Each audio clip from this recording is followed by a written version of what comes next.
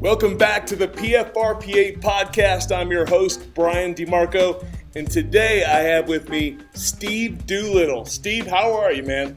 Hey, great to be with you guys. This is just absolutely awesome. I'm looking forward to this nice little conversation, and thank you for inviting me. No, I really appreciate you hanging out with us today. So first, let's give everybody some backstory. Tell me about where you grew up, where you went off to play college ball, how you got into the pros. Tell me some backstory. Yeah, I grew up in Tucson, Arizona, and we went out there from Kansas City when I was born, and my father had the asthma situation. So I grew up in Tucson. We won state championship in 1975 in Arizona, and we were 12-1. And that was my junior year. My senior year, I transferred into being a wishbone quarterback, believe it or not. There you go. Well, our quarterback went on to become the University of Arizona starter, Jim Cron, and he played with the Eagles for a little while and the Philadelphia Stars. But what happened was we didn't have a quarterback, so we lost our first game to our sister school, which was a AA school up on the hill. And it was really, truly an embarrassment. You just don't lose to your sister school that's a AA right on top of the hill. So anyway, so the first year coach, we had just won state championship. So we got the first year coach, and he came in from some real small town like Morenci, Arizona. And he looks at me and he goes, "What can we do?" I go, your guess is as good as mine. You know, I'm 17 years old. And he says, "Well, can you play quarterback?" And I go, I guess I'm going to have to. We're down to. What are you going to do? Tell him no? Did you expect a no? No, remember, coach. I'm no good. Yeah. We just won 12. We just were 12-1, and then this guy, our coach, takes off and goes up to Mesa, Arizona, and he takes a job up there. So now all of a sudden, how do you fill a position after you go 12-1? You can only lose. You can't. You can't. Right. The new guy coming in, you can't. You're just going to lose. You can't possibly win because you're just 12-1. So the first guy comes in and he loses the first game. So naturally you go, boy, this is going to be downhill. So he says, "Well, can you play quarterback?" I go, "Well, I guess I'm going to have to because being an athlete I was." And I said, "That's fine," because I played 4 sports anyway. And so back in the good old days when we actually played other sports and played both ways. Yeah, right. Yeah, exactly. You never came off the field. But anyway, so I took the helm and we went 9-1. So we didn't lose again until we got to the state finals, and we lost to a big overwhelming school that had like 3,500 students, and we had like 1,200 or 1,300, and we lost 10-0. And so that was 9-2, but I felt that was okay. So what happened was I was recruited by Frank Cush. You guys may be old enough to remember Frank Cush. He used to coach Arizona State, and I was being recruited by Terry Donahue at UCLA. And I ended up finally going to the University of Colorado. Bill Mallory was the coach there at the time, and he was a disciple of Woody Hayes and Bo Schembechler. Yep. And they were all from Miami of Ohio. And the reason why I went to Colorado was because when we went on our recruiting trip, we didn't stay in hotels, and all the other trips we took, you stayed in hotels, and they wined and dined you and fancied you out. So we actually stayed in the dorm. And Bill said basically, he goes, "Listen, let me tell you something, Doolittle. If you're going to come to play football here, we're not going to be staying in no hotels." So he goes, "You're going to stay in the football dorm." And so I went home after that experience, and I told my mom, and I had lost my father when I was 10 years old. My brother was in Vietnam, so I kind of grew up with just my mom, and I felt kind of bad about thinking about going away from high school from home in Tucson. And I said to her, "Listen, I have a chance to go to the University of Colorado. They just went to the Orange Bowl against Ohio State, and a lot of top players." And she said, "Why don't you just go away and become a man?" And I said, "Well, wow. it really hit me pretty hard because I'd seen her on her hands and knees cleaning sororities at the University of Arizona, and I just said, well, you know what? I got a scholarship, got an opportunity, so I went to the University of Colorado and played there. So I got into Colorado as, believe it or not, a wide receiver, like a U-back or tight end, whatever it was at the time. And so I ended up playing a little bit as a freshman, got a letter then, and then I went to my sophomore year. And Bill said to me, he says, "Listen, you're not going to be running. You're not going to be running with these deer that we got on the team. You're going to."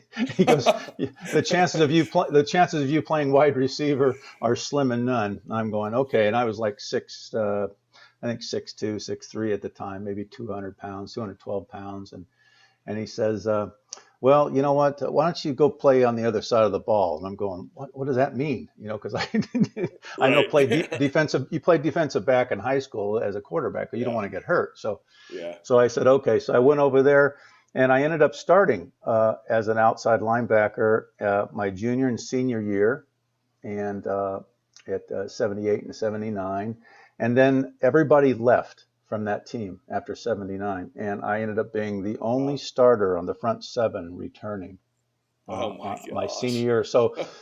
But we got Chuck Fairbanks as a head coach at that time. Do you remember Chuck Fairbanks? I do. Okay. Well, Chuck came, and he came from the professional football ranks, of course, from the Patriots, and so he comes into the University of Colorado, and he wants the fancy office, he wants all this stuff redone, remodeled, he wants everything done, and all of a sudden, the University of Colorado. Now, keep in mind, University of Colorado in the '70s was probably like the Berkeley of the '60s. Well, sure. So it wasn't really beneficial for you to be dressed in sweats when you go to class. Right. You know what I mean? You're not going to be going to pick you out real fast. Oh boy. And so anyway, so Chuck ended up spending so much money in the athletic department that 11 minor sports had to be cut. Are you kidding me? No, it was really bad. I mean, it was all the way down to men's wrestling. They cut all the women's sports. I mean, it was just absolutely crazy. Boy, could you imagine with Title IX and all that today? Oh, they have a field day with that. Trust me. So I became captain my senior year, and so I went up to everybody on the team and I said, "Listen, you get up in the morning and you take a shower. And you put on a regular shirt and regular pants and go to class. Do not wear your sweats that say Colorado football. You're going to get D's. You're going to be failed." Right. You know? So I actually have a story about that. I got to tell you real quick. So I went to Michigan State. Yeah. This is the early 90s. And I remember, you're so proud. You get on campus as a freshman. You get all your Michigan State gear, right? And so I go to class the first day wearing my Michigan State football sweatshirt, and I'm all excited. And I walk into my English class, and you're a big man on campus, first day of college, and the professor calls me out and says, "Hey, are you on the football team?" And of course, I kind of gloated and said, "Oh, of course, yeah, I am." She goes, "Great, haven't passed one yet." Yeah. So like, oh man, I'm in trouble. You can feel that boat that you were in at that point sinking, didn't you? Yeah, for sure. Oh my gosh. So anyway, to finish the story of my college career, Chuck came up to me at my senior year, and he said, "Listen, you're not going to be drafted very high if you play outside on that outside line. They're just not going to take you." And you're telling a guy, you put your whole life on the line about playing professional football since you were a little kid in your Green Bay Packers suit with Bart Starr. You know what I mean? Right. So Chuck goes, "Listen, you're going to have to move inside." I go, "What does that mean?" He goes, "You're going to have to become an inside linebacker." He goes, "You haven't played it." I go, "No." He goes, "You're going to have to play inside linebacker." And I'm going, "Okay." He goes, I said, "Well, I guess I'm going to have to do it because same thing I did in high school, and I played quarterback. So in order for to play, I had to go inside." So the first game, we fly out to UCLA. It was hotter than hell that day, September 1st or right after Labor Day, I think it was. And we're playing in the Coliseum when UCLA was still in the Coliseum along with SC. And so Freeman McNeil is a running back. Kenny Easley's the DBs. We got Louis Sharp as a tackle. We got Tom Ramsey, Jay Schrader as quarterbacks, right? Wow. Remember, the front seven guys in front of me don't have 1 quarter's playing time experience. Okay, so we go out there, we play, and all of a sudden it's 52-0 at halftime. Oh wow! We are just getting killed. So we go in. I'd taken it not in your favor. No, absolutely not. Freeman was having a great day. So we go into locker room, And, all our daubers are down. We're just sitting there and it's hotter than hell and it's sweating. And, remember, we're Colorado guys up at 6,000 feet. We're down here. It was really hot and smoggy at the Coliseum. So Yeah. Chuck used to smoke cigarettes a lot. And he used to kind of look at you with one eye kind of closed. Like, think of Clint Eastwood in the old spaghetti westerns, right? Yeah. And so he goes, boys, let me tell you something. Anybody ever been down 52-0 at halftime before? Exactly. I mean, he said it just like that, but he said, and he had the cigarette up by his mouth. He goes, well, I sure haven't been, for damn sure. He goes, okay, the chances are we're not going to win this damn game, but get out there and make it respectable. My gosh. And that's the kind of guy Chuck Fairbanks was. So we went out, and I still played the entire third quarter. I think I had 18 tackles that game, but Wow. but after the third quarter, the defensive coordinator goes, "You're getting killed. You get the hell out of there." Right. But you know what? We lost 52-14, so we scored 14 points and didn't let them score anything. It saved the day, man. Yeah, but Right? but that was my first experience of trying to learn. So we ended up my senior year, we ended up going 1-10. And the only win we had was against Iowa State, and Iowa State came to play at Colorado, and they had a running back named Dwayne Crutchfield. I don't know if you remember him or not. No, I don't. Yeah, and he was a big runner, and he had 22 straight games of over 100 yards. And he talked. You had the locker room paper material all week where they used to post this stuff on the boards and say. And he talked about dancing in our end zone and this whole thing. So they were ranked number 3 in the country at the time, and we were obviously in the cellar. And so they came to play, and we ended up winning 13-9. We held him to 62 yards, and I was named Defensive 8 player of the week. I had like 14 tackles, nice, an interception, and about 3 quarterback sacks. So that was it for me. And then we ended up losing the rest of the year, and Oklahoma had the highest scoring game against us at one time, 82-42. Wow. So you say, hey, they scored 82 points against you? Yeah. Wow. And then you say, well, how many times has anybody scored 42 against Oklahoma? Oh it was a real track meet. They scored every which way. They had J.C. Watts. They had David Overstreet. They had. How long did that last? That record, 82-42? Yeah, it was up until 90. That was 1980. So I think 98. Yeah, somebody scored 100 points or something like that. Yeah, recently, I don't know. I mean, those guys were laying on the sidelines across on the sidelines, and they had their shoulder pads off. They were so disrespectful, and they had the oranges. They were lying with oranges, and they thought they were going to the Orange Bowl, the whole thing. So, well, the only good news is that that was it for me at the time, and then Chuck had kind of campaigned for me, and I ended up being selected to 3 All-Star games on a 1-10 team. Being an inside linebacker, I was not too shabby. I was named all league, and then honorable mention All-American, and then I ended up going to the Blue-Gray All-Star game, the Hula Bowl, and the Senior Bowl, where that year we had some pretty good guys that year. Howie Long, Lawrence Taylor, Mike Singletary, Ricky Jackson, Freeman McNeil, Ronnie Lott, the list goes on and on. What a class. Yeah, we had Was that the 1980 draft class? No, 1981 draft class. So we had Eric Wright, we had, like I said, we had Everson Walls, the names go on and on and on. We had Andra Franklin, George Rogers, the Heisman Trophy winner, Mark Herman. It's literally an all-time greats class. Yeah, we had a pretty good. That class probably lasted quite a long time as far as many guys got drafted and they stuck. And I got drafted by the Buffalo Bills in the 7th round. I got they spread a little thing about me. I think my coach got on me about a hamstring issue. And once you get labeled with a hamstring issue, it's kind of bad. So I hung out till the very end. I got drafted there, and they ended up removing me, and I went to San Diego Chargers for a short period of time after I had back surgery. And after I had back surgery, I came back into camp, and I was playing really well, and then I got the call. from the general manager and says, well, you're going to have to, you're on your way out of here because, you have the back surgery and we just can't. Right.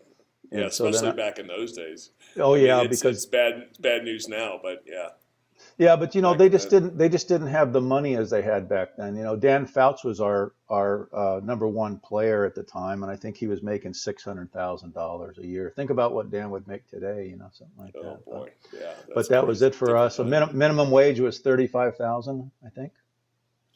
Wow. And So one of the things I like to hear from the guys is, we all have this moment when we first get into the league. Like, it's that moment where you realize I've made it. I'm here in the NFL now. What was that moment for you? I think going against in Buffalo when I was obviously second team, and I don't know if you guys remember Jim Hazlitt. I remember Jim Hazlitt. Jim Hazlitt was the starting linebacker with Shane Nelson and Louis Sanford in Buffalo at the time, and we had Freddie Smerlis was our nose tackle, and Ben Williams. And anyway, so what happened was Jim held out, and I was supposedly the replacement, and I was doing really well at the beginning of camp and everything. And it was 6 weeks of two-a-days, and it seemed like it rained every day, and it seemed like my shoes never got dry. Yeah. We were up in Fredonia, New York. I mean, it was, and then it's just one of those things where you go, and I didn't miss it, having the injury label, I didn't miss a day of camp. 6 weeks of two-a-days, I did not miss a day of camp, And I think at least you were up north though, where it was cooler. I got drafted by Jacksonville, so oh yeah, yeah, playing in the swamp that is Florida. yeah, Right? I could see how that would be very tough. Yeah. Oh man. So I think when I really arrived is when I got into camp and I had to go against Reggie McKenzie and Conrad Dobler.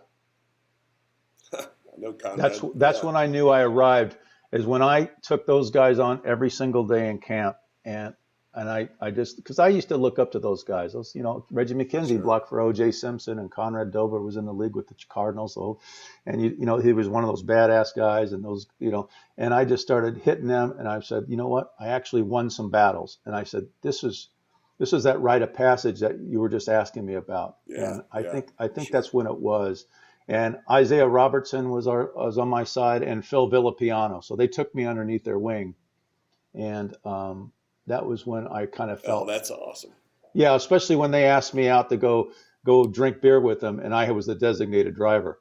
Right. Yeah, because back in the days they invited you in. They invited you in, so that's how you know, hey, you're here now, right? Exactly. Even though they were stepping on me like a doormat, I knew that I have arrived. Right. That's right. So that's what I remember. That's what I remember the fraternity most. for sure. Yeah. Oh man, that's crazy. I love hearing those stories because it's it's the things that the camera never captures. So No. we have these unique stories that nobody else would ever know. No. Unless we get a chance to share it on a platform like this, right? So it's really cool to hear. So let's go to the next step. So the transition portion of getting back into the real world, that is a hot topic today. Everybody wants to be a transition coach, and there's a lot of programs out there for guys now. There wasn't anything like that when we were done. Tell me about your transition. Was it an easy transition for you? I'll tell you, for me, it took me at least 5 years to kind of get back into, okay, I need to find purpose in my life and get beyond football. What was your transition like for you? Yeah, I could see why, Brian. It does happen that way for many of the guys. All I ever wanted to do was play professional football. And after I got done playing in the USFL with Memphis, Reggie White was a rookie my last year. And very cool. Yeah, he was the first millionaire that I saw because We didn't Yeah, have the many. USFL came out of the box paying some of those guys. I remember that. That Yeah, was they a paid Steve big Young. story. Yeah, they paid Steve Young a lot of money, and they played like I was. First of all, I was because you're designated a certain location back then to territory. I ended up going to the New Jersey Generals first, and so that's where I was with Herschel Walker, and who they paid the player, Brian Sipe, and Gary Barbaro, and Jim LeClaire, and some of those other guys like that. But then I got Brian traded. Sipe, that was a hero of mine growing up, and Yeah, when he well, was he was quarterback really, for the really good. Browns. Yeah, right. He was Yeah, really, really good. And so then what happened was I ended up getting traded to Memphis, and so I ended up playing in Memphis with Walter Lewis. He was a quarterback from Alabama. Rod Schote used to play with the Patriots, and a lot of ex guys that played. So Reggie was the rookie that year, and he was the first millionaire. And I remember him getting his brand new Trans Am, red as a red could be. He got a brand new Trans Am. I go, nice.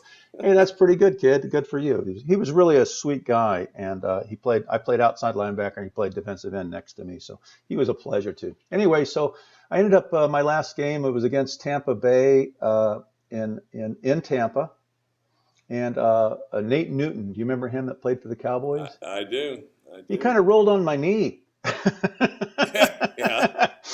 All 325 pounds rolled on my knee, and that was about it for And me so at that that time. was it, huh? Yeah, so Yeah, I can so I imagine. came. Yeah, so I left and I came back to California, and I was really, really, really, really good friends with Howie Long, and Howie introduced me to his commercial agent. Making commercials on television. Sure. And so I said, okay, I'll go with you one time. And he said, fine, fine. And so I decided, the guy says, hey, what are you doing? I go, really, I'm transitioning, just like the question you asked me. And exactly, because I didn't think about whether I was going to go back and play ball or not, or, once you get the back surgery and the knee and, and they're not paying a lot of money and you got to, even though you want to play, it's just at this point you become 26 years old and you go, how much more can I give? What can you Yeah. do? Yeah, for And sure. so I decided to go, and the guy goes, well, let's go make some headshots. And I said, oh, what does that mean? I didn't even know what that meant at the time. And so I went and got headshots, and he goes, okay, but so I said, well, what do I do? He goes, well, you just go home and wait for me to call you for appointments. I go, what does that mean too? He goes, well, you get auditions. And I go, what does that mean? And so he ended up Yeah, yeah. laying down the breadcrumbs of how it goes, and I got my quick class on it. And I ended up going out for some commercials, and then I went for a Miller beer commercial, and all it was an all-day filming session. It was in Silver Lake, and it was like in a barn. And do you remember when Danny Sullivan was the IndyCar driver, and he had the Miller beer car? No, that might be Yeah, a and little that, before my time. Yeah. yeah, okay. It was when Larry Bird and Magic Johnson always had the playoffs going all the time. Yeah, When I those remember guys were that. okay. Well, Yeah. Miller decided to do a campaign. And it was called Miller's Made the American Way. And so I went on this commercial shoot, and I had no idea what it was. And the guy he goes, what are you here for? He goes, well, I said, I'm here for the football audition. He goes, you don't look like a football player.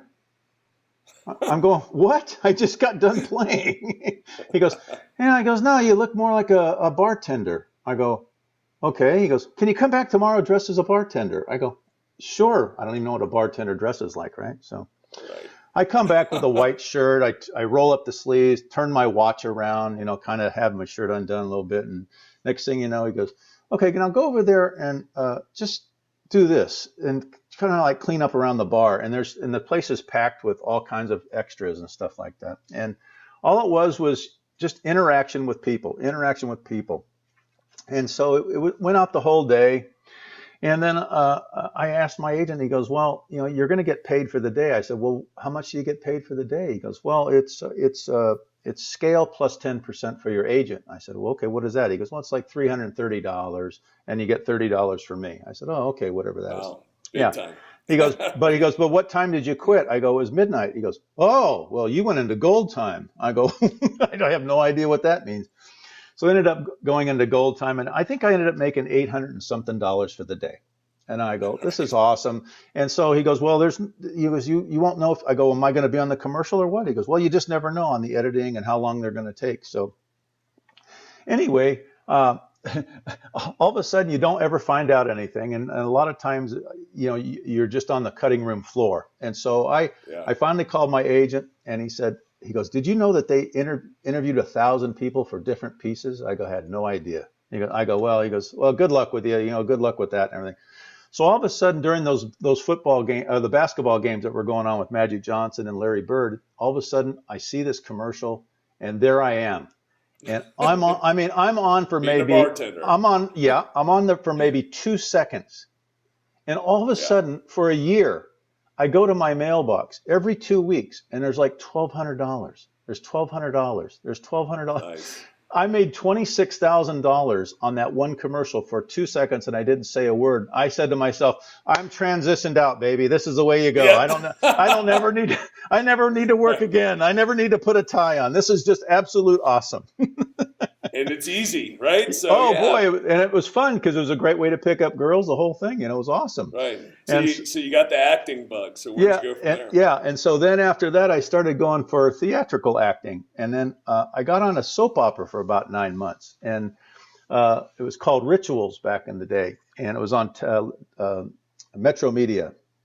And I was obviously the toy or the quarterback of the football team on the show, and my name was Rowdy Barrington, and and Tina Louise was my girlfriend. Do you remember Tina Louise? No, I don't. Yeah, you do. Ginger or Gilligan? Ginger on Gilligan's Island.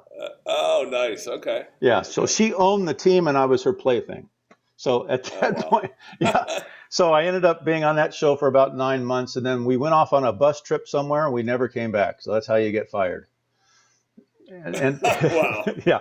And then Not I ended a bad gig though. Yeah, and that was good too because there's regular work and again transitioning out just like you said. That's right. And then I did almost every nighttime drama. I co-starred on almost every nighttime drama at the time, like Crazy Like a Fox, Trapper John, Highway to Heaven, these types of shows. Yeah, these types of shows and a couple of movies of the week. And then what happens is you end up not getting called anymore. And then you end up either getting older or you're upstaging the star. And they don't want that to happen. I was on Mike Hammer. And Stacy Keach. You're just bigger than these people. And if you don't stand in this is the time back in the 80s. And it was just kind of the time. And then all of a sudden it just dries up and you go on 1,000 interviews and you don't get a job. So now you have to deal with rejection. And so at that point I said, that's enough for me. And then I got into video production and stuff like that. And I started a video duplication business out here with a partner. And we got into producing instructional videos and stuff like that. And at that time, that's what it was. And then we ended up selling the business. And I just went into a consulting situation, which is what I'm doing now with marketing. So that's really the transition for me. And it wasn't as hard. But I think being in Los Angeles, you really have to do it. Otherwise, this town will eat you up quickly. Well, look, it wasn't a bad transition. You're hanging out with Ginger from Gilligan's Island. That's yeah, it's true. That away, man. You should be the prototype for transitioning. No, hey, I wish I could write a book on it and tell you how I did it. It's just kind of like one of those things where one step in front of the other. No, that is crazy interesting. And so what? Tell me about what you're doing now. Are you still just consulting now? I know you have a business with the neuroscience. Well, I was consulting for a lot of self-taught websites, how I do things, and I use marketing and stuff like that. I got into that better because it's just one of those things where I could actually, after you have 35 employees and you had to get up every morning to make X amount of dollars to pay those employees. And after 12 years, you go, you know what, I'm just getting kind of tired of it. And I can go into something a little bit better for myself and that I can control.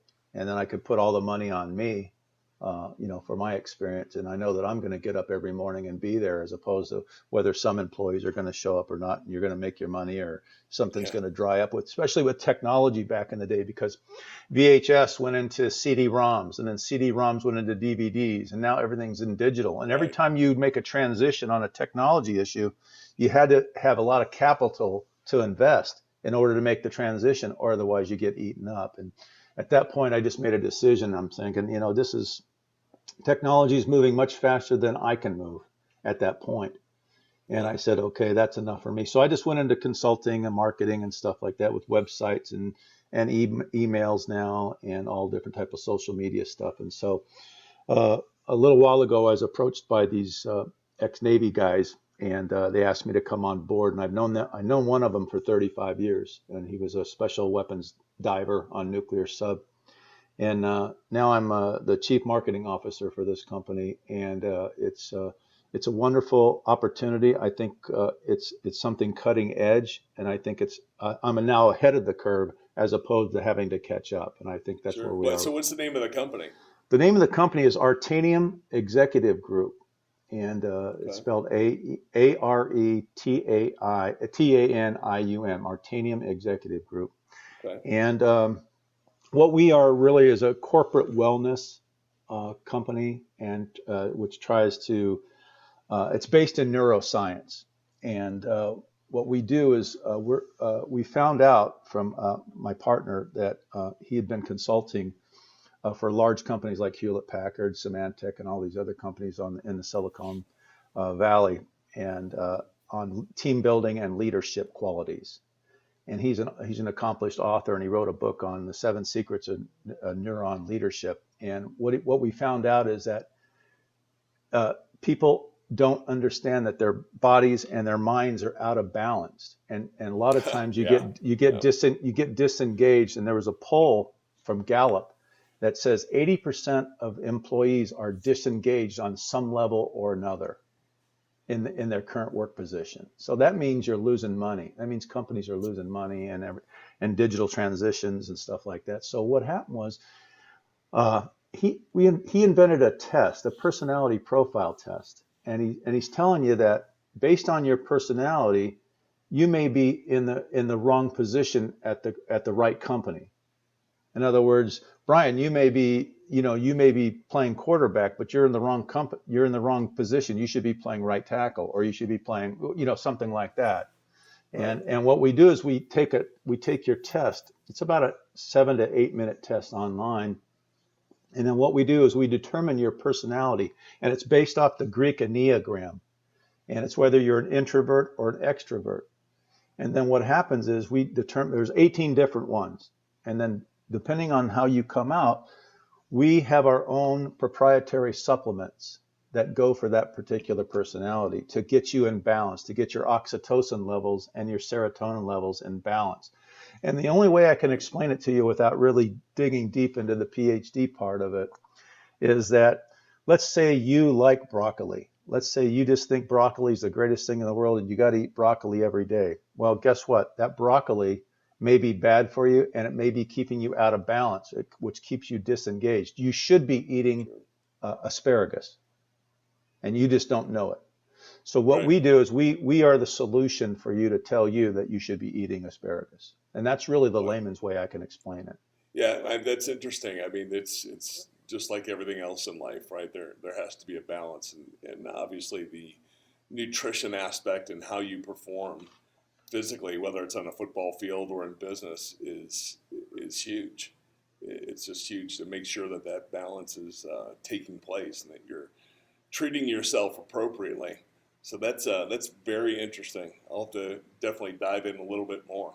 Yeah, we're the only one that's neuroscience based. And I went to, believe it or not, a seminar at the Natural West Expo in Anaheim this past year. And I went to one of the speaking sessions by Dr. Dale Bredesen, and he's from UCLA, and he's a pioneer, and he's a trailblazer on Alzheimer's. And what he did is he got up in front of everybody in the seminar, and he introduced his granddaughter. And he said, let me introduce you to the first generation that will not have to worry about Alzheimer's. And I was just taken by that. And I actually listened to the whole hour and a half speech. And at the end of the speech, he basically said, it's all about supplements. In other words, one size does not fit all. In other words, you can't go back to that, one a day vitamins. You have to do the supplements that are geared towards your brain and the way you're made up.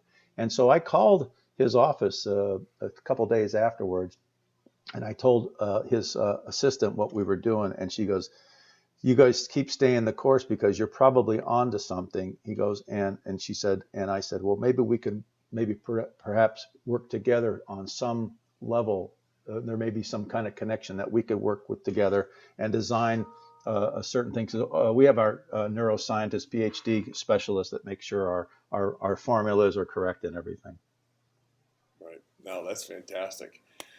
Well, Steve, thanks for hanging out with me, man. I appreciate it. This has been a great ride hanging out with you today and learning about your playing days and your transition and your memories. I really appreciate it. Well, thanks for having me. I mean, it's you get to be 60 years old, and all of a sudden you go, "What did I remember? Did I remember correctly?" Right. Because sometimes the stories are bigger than they really were.